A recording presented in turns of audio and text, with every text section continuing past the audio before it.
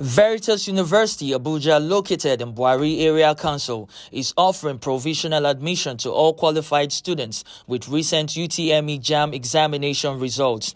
Applications are open to all candidates with a minimum score of 470 for other courses and a minimum score of 200 for admission into the Faculty of Law. Screening for the 2021-2022 academic session will commence from the 27th of September 2021. The exercise will be physical or virtual in Abuja and the respective Catholic dioceses with education secretariats. For further inquiries, call Reverend Father Dr. Babkwaf, Chairman, Admission Committee on 080-3939-8830 or the Admission Officer, Mr. Kefas Ilya, on 070-8685-8143. You can also call the Marketing Officer, Mr. Timothy Adidi, on 081-3860-5055. For postgraduate admission, contact Monsignor Professor Michael Sasa on 080-3499-8227. Veritas University, seeking the truth. Hello viewers, you are welcome to this week's edition of Veritas Half Hour. Veritas Half Hour is our weekly television program where we discuss academic excellence and quality formation at Veritas University, Abuja. My name is Cyril Ole. In this week's edition, we'll be looking at the counseling unit at the Veritas University, Abuja. What are their roles? What do they do? Who is qualified to use the counseling unit of Veritas University, Abuja? What kind of counseling should we expect when we go to this unit? Today, I am joined to discuss this issue by Reverend Sister Dr. Marcella Amefula. I hope I got that right. Yes, you did. Okay. Dr. Amefula is heading the counseling unit at Veritas University, Abuja. But I also have with her to discuss this issue another doctor, Dr. Uchenna NM. Dr. Uchenna is a guidance counselor and member of the counseling unit. She has master's and PhD in counseling. So she is qualified, more than qualified, to discuss this issue with Reverend Sister. Thank you both for sitting to talk to us this morning. Thank you very much, Doctor. Thank you. Let me start with you, Sister. Counseling unit. What is their role at Veritas University, Abuja? Okay, thank you very much. The counseling unit of Veritas University, as was established far back in 2014 by Professor Kwanashi, the former Vice Chancellor. Yeah, former Vice Chancellor. Okay. Has been playing a wonderful role in the university towards the upliftment of the students. Okay. In what way? When you talk of upliftment? Yes, what I mean is that they cater for the spiritual formation of the students. Okay. They help the students academically, those that have academic challenges, physical challenges, social challenges, even spiritual challenges. In other ways, they help them, especially those students with academic challenges. You know, some find it difficult in the classroom. And sometimes when they take exams, they come out, some who didn't prepare very well, come out with a lot of carryovers. And then they refer them to the counseling unit to help them, to help the students so that, you know, they can do better. When they go back to the exam hall, we help them with good study habits and all the rest. And then the major roles of the counselors also, those orientation of new students, of staff sometimes. Okay. So we give them orientation to tell them what the counseling unit is all about so that they can access the counseling unit anytime they are in need. Because at times we think that counseling is their second home, where they have access to come and tell us their needs and get help as needed. What kind of help will your unit offer to students who are not doing well in examinations? Yes. Like I have said, most times we normally organize an orientation for those people, group counseling for those people who are not doing very well. We do group counseling for them, help them, explain to them the need to study, and then even help them with treat this effective study habit for them, which they come individually to us, and we help them prepare the timetable that we help them to study at their leisure, so that they do better. Okay, Dr. Uchenna, you studied counseling. Yes, doctor. And I am looking at this unit, the counseling unit. What is the role it is expected to play in the life of students? Sister has said it is a home away from home. How do you play this role of counseling to students and staff that will make it look like this is actually a home away from home? Thank you very much, doctor. You know, counseling, school counseling especially, is on three folds. Okay. Educational counseling, vocational counseling, and socio-personal counseling. Educational counseling has to do with, guiding the students in their educational matters. Like sister has said, a student who is not doing well academically, it has implications for us. Once they are here, that's the way we group them. We group them and give them certain training on how to tackle their academic problems. Some of these students, they don't understand themselves. They don't understand their environment. And so we have to counsel them, first of all, understand yourself, understand the environment where you are, and then you will do well in the environment. So for that educational counseling, we give them training, like a study, effective study habits. Some students will tell you, I've been studying, yet I don't pass my exams. How do you study? It matters a lot. So we give them effective study habits. We also give them training on problem solving. We also give a training on attributions, because some of them, they attribute their failures to some other things. But when you realize that your problem is coming from yourself, I mean, you just have to tackle the problem. So these are the trainings we give for educational problems. Now, vocational, we help them to match their courses with the career of their choice. Because some of them here, they just came maybe because my friend is coming to Veritas, I am here. But yes, all those influences, even peer influence, family influence, and so on and so forth. So, but when they come here, they will realize that the influence is supposed to be yours, your interest, your potentials, your personality, and everything about you supposed to guide you in your choice. I have once changed somebody's department to another. Okay. Yes, some of these students, based on where they belong, because some of them just came in with influence, external influence. Okay. But the internal influence, that is the intra-influence, is what matters most. So having discovered, find out that when that person changes department, he or she he started doing better. Okay. I have their names, but we don't have to mention names. Exactly. Yes. So that is about vocational. The socio-personal counseling, that one is very, very important, but people don't know. That if you have, for instance, you have conflict with another student, it will affect your academic,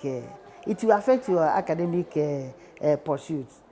So we identify those ones. Some of them have emotional problems.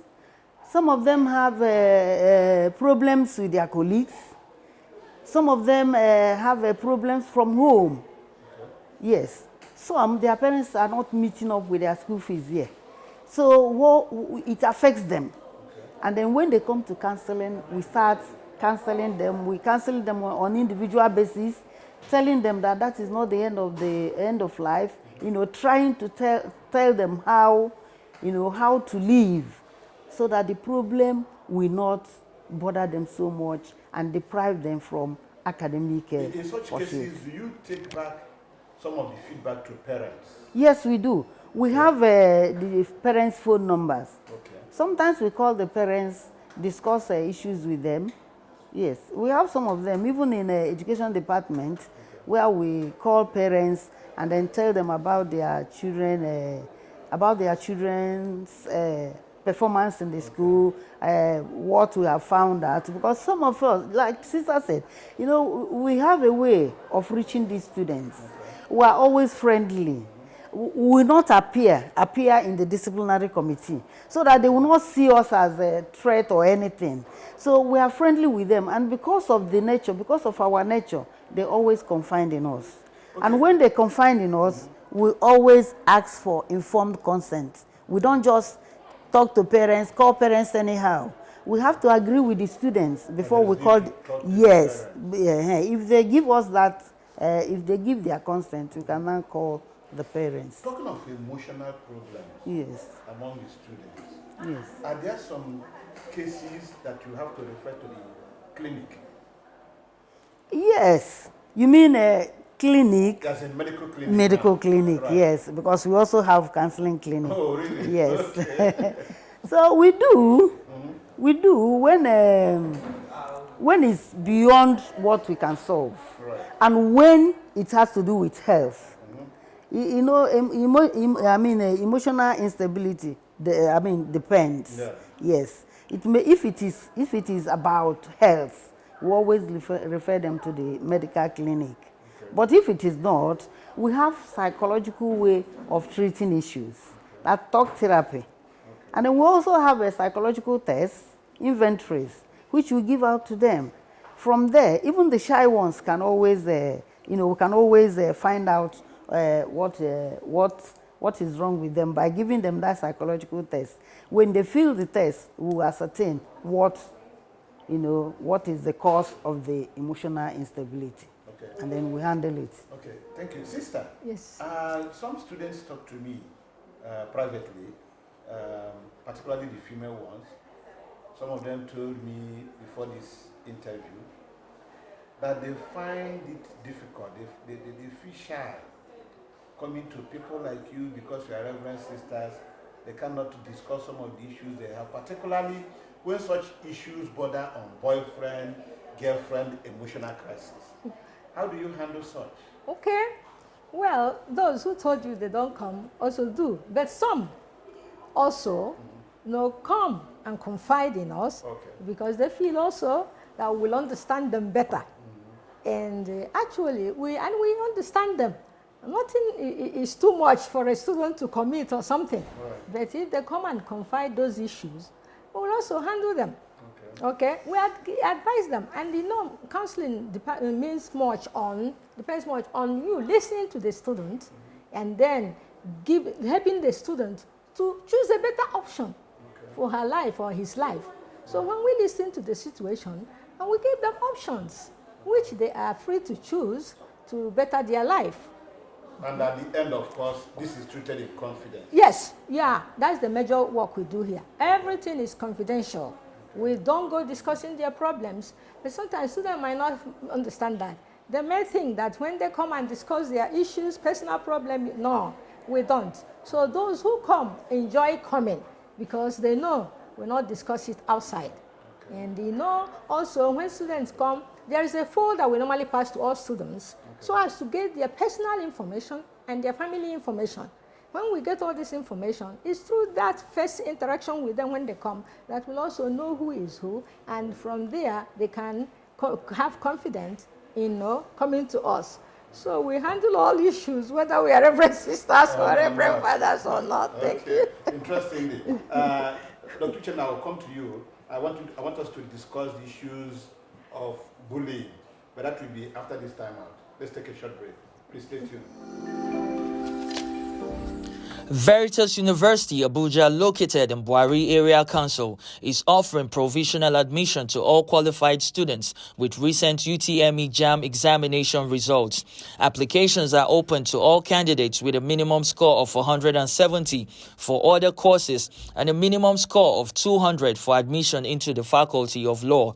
Screening for the 2021-2022 academic session will commence from the 27th of September 2021. The exercise will be physical or virtual in Abuja and the respective Catholic dioceses with education secretariats. For further inquiries, call Reverend Father Dr. Babkwaf, Chairman, Admission Committee on 080-3939-8830 or the Admission Officer, Mr. Kefas Ilya, on 070-8685-8143. You can also call the Marketing Officer, Mr. Timothy Adidi, on 081-3860-5055. For postgraduate admission, contact Monsignor Professor Michael Sasa on 080-3499-8227. Veritas University, seeking the truth. You're welcome back. I have two ladies in the studio with me, Reverend Sister Dr. Amefula and Dr. Uchenna NM. We are discussing the counseling unit at Veritas University, Abuja this week. Before we went on that short break, Dr. Uchenna, I had introduced the issue of bullying. Yes. How do you handle issues of students bullying students when such issues come to you? Because earlier you said something like sometimes the students are not doing well because of their relationship with fellow students. And I imagine that part of what can cause crisis for these students will be bullying. How do we handle this? Thank you very much. Bullying is a serious cankerworm. Yes, eating into the fabrics of students. Yes, we have experiences of bullying in secondary school, and then how it affects students. Even here in the tertiary institution, we also have cases of bullying, and it is not a good thing to do. So, whenever cases of bullying come to us, we call the bully and the person bullied. Yes, we call both of them and listen to them, hear from them, and then we will try to reconcile the issue of bullying in the first place, so that at least the students, they will live, they will live well in their interpersonal relationships. So at the end of that, at the end of the reconciliation, we will talk to the bully. We sometimes organize group guidance on bullying. Okay. On bullying. Bullying, aggression, violence, all those that in the same class. So we talk to the students, tell them the consequences of bullying, both to the bullied, even to the bully. Because if you are a bully, you are denying yourself so many things. Good behavior, good academic performance. Because researches have shown that people that bully, they are not social. Okay. Yes, they run short of social, social life. But the problem yes. is that sometimes we have people who bully yes. do not even know that they are bullying, particularly in this era of cyber yes. bullying. Just as I was saying, yeah. we call them and tell them the consequences of what they are doing. By telling you the consequences of what you are doing, you will realize that it's not good. Okay. Yes. So that is how we do it, and then we try to follow them up to make sure that that kind of relationship doesn't exist. Yes. Because if we don't follow them up, there may be relapse. They may come back to, they may go back to their behavior problem. Okay. Let's look at the issue of drugs, sister. Let's look at the issue of drugs. Okay. Of course, at Veritas University, Abuja, the issue of drug is a no. Yeah. But do we still talk to students and staff about it, just as a way of reminder? Yes, we do. because Veritas has zero tolerance to the issue of drugs. But at the same time, we always give orientation to students on the drug issues and implications of the use of drugs, both to their persons, the damage they do personally and otherwise. So we talk to them on that, and then we also realize that sometimes you can see and some take it, knowingly or unknowingly, they do. And so from time to time we bring those special bodies that are specialized in drugs to talk to the students and to tell them implications. In the past, they have brought in all kinds of pictures, all kinds of, the difficulties that are encountered with the drug problem, to tell the student this is not the way to go. But actually, I must tell you, in this university, they're not much. Students, they know that when they do, they will be caught. Because coming to us, and we notice that you're in that habit, we immediately refer you to the medical unit.